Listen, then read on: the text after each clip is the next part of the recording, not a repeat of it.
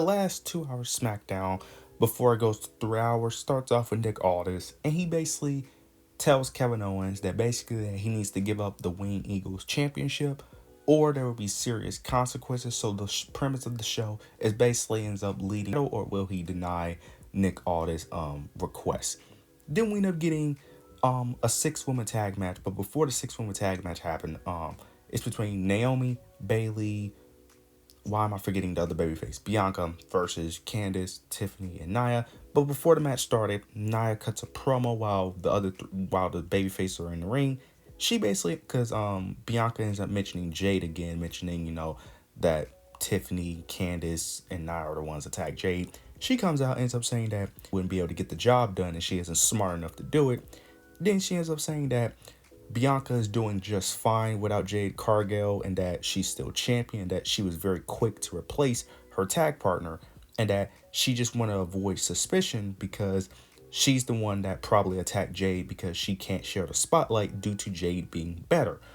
Of course, they're playing up, eventually a Jade Cargill return, which I'm assuming may happen next SmackDown since it is the first episode on 3 hours. You want to, boost up that show, have Jade Cargill return, and plus it's been long enough. I think Jade can return. Plus they're telling the story of what Jade probably would, how Jade would probably feel anyway. So that's the main reason why they did this promo, just to revisit the whole Jade Cargill storyline, plus to give reasons to why Jade would be upset. Then this leads into the match. It was a solid match, but we do get towards the end of the match where Tiff stopping Tiffany Stratton. And then she ends up getting in the ring, tagging in. She tags herself in. I think she tagged Nia out. Tiffany and Candice ends up arguing, which leads to Naomi taking advantage and ends up picking up the victory. Okay. They end up telling 2 stories at once. 2 stories in one segment with Jade Cargill and then with Tiffany Stratton. Now, I know a lot of fans are gonna be mad that Tiffany teased another cash in. Now, me personally, I don't mind the constant teases, but I do agree that Triple H do it a bit too much. I don't think we really needed a tease cash in. I get why he did it. He did it to progress a story.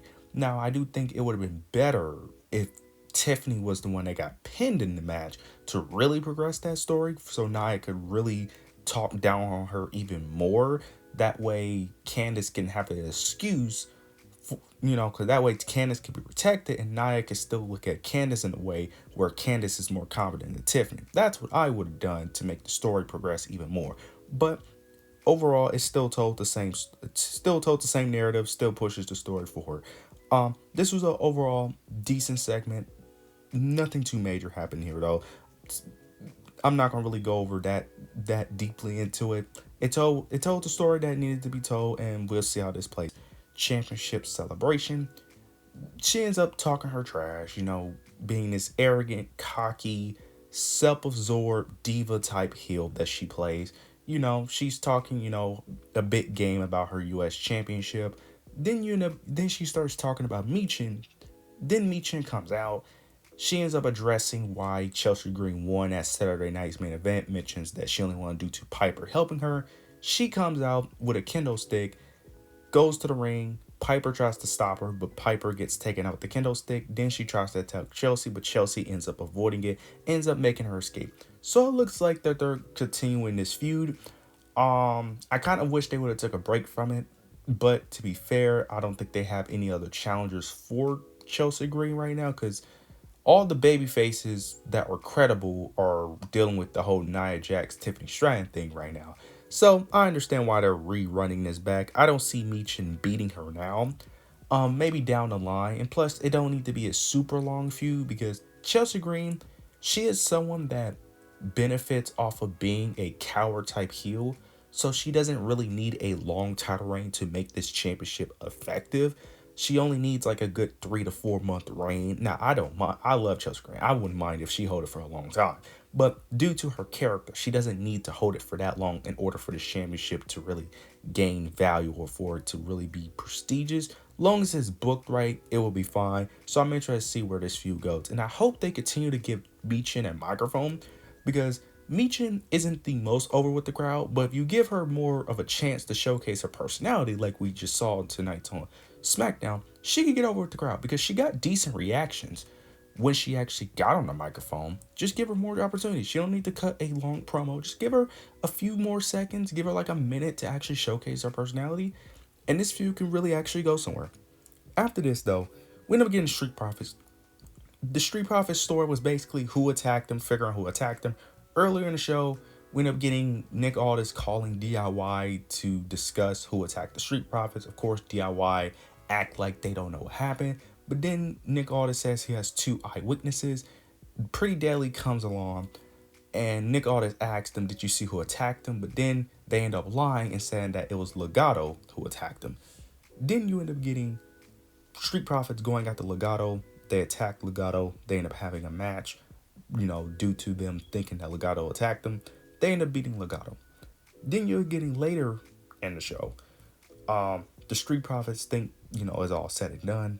They got the eyes set on the tag titles, but then you end up getting Motor City Machine Guns. They end up saying that, look, Street Profits got to go to the back of the line. They don't deserve a title shot. But then you end up getting Apollo Crews, of all people.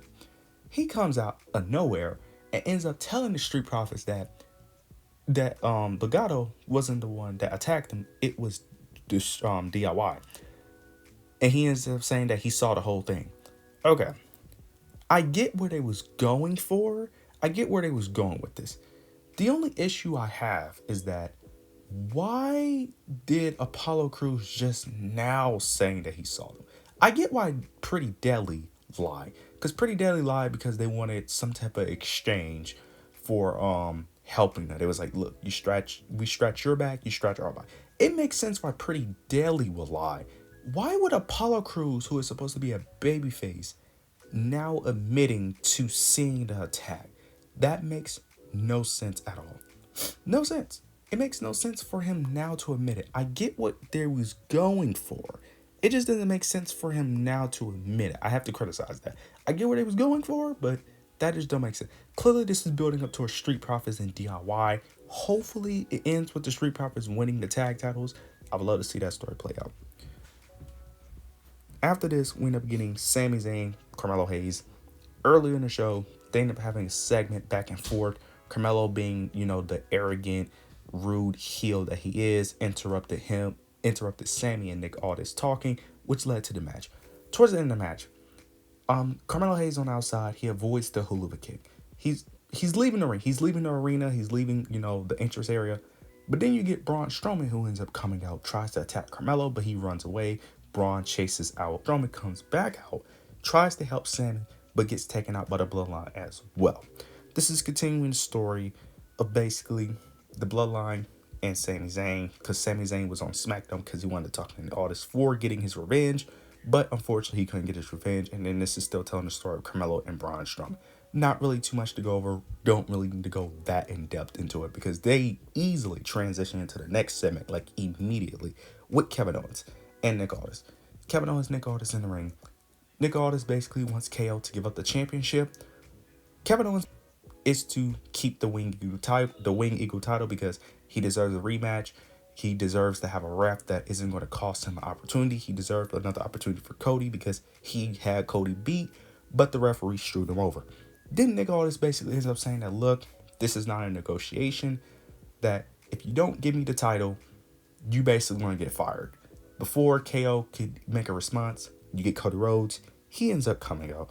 Cody comes out, ends up mentioning the reason why KO doesn't like him, ends up mentioning that the reason why you don't like him is because of the whole ending my career with the Bloodline. But he ends up saying that you did the same thing to me with the power driver. You tried to end my career like the Bloodline tried to end KO's career. Hey, look, how about we have a match where the ref can't screw you and that anything goes, basically. And then he ends up mentioning something about climbing to the top, and then he basically requests a ladder match for the Royal Rumble, and it's now official that Cody Rhodes versus Kevin Owens will be official at the Royal Rumble for a ladder match with both titles hanging. Good. This is very interesting. I expected them to have a match. I just didn't know when. It was either the Royal Rumble or Raw on Netflix. Makes sense for it to be at the Royal Rumble.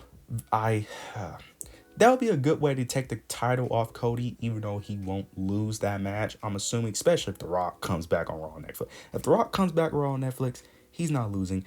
Overall, SmackDown, it was a decent show for the most part. It was really the last 5 to 10 minutes that was really the really interesting point of the show. Overall, decent show. I can't wait to see how that plays out. You guys let me know your opinions down below. Make sure to like, comment, subscribe. But yeah, that's it.